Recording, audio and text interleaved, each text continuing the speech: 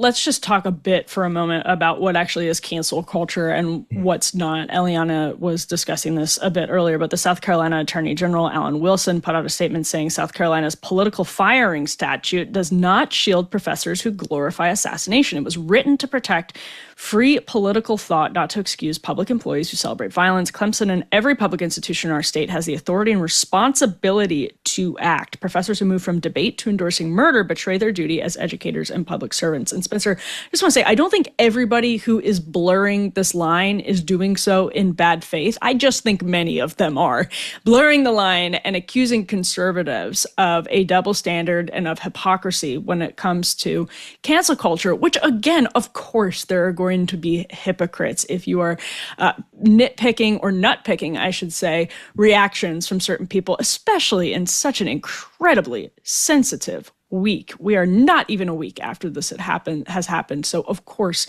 emotion will get the better of some people. You will see some hypocrisy in the cancel culture front.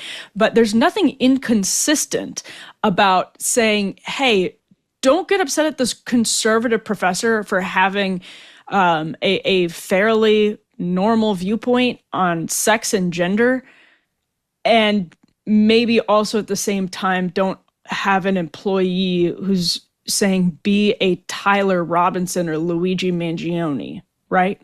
Correct. Yeah. I mean, I'd like to just acknowledge that this statute was either crafted or had to be amended to exclude advocating or praising assassinations, which implies a backstory there, and is also just a very sad narrative on like, okay, well, we need to make clear that you're not allowed to praise murderers and assassins and things like that. But no, there is no double standard here, at least in most of these instances. Like you said, I'm not going to say that every single one is sort of a clean firing of one of these or a suspension. But when you look at this, again, they still have the right to say it. They're not being put in jail because they said something like this. They're not being, robbed of the right to vote or participate in society. You have the right to express yourself, but that does not excuse you from the consequences of how you express yourself.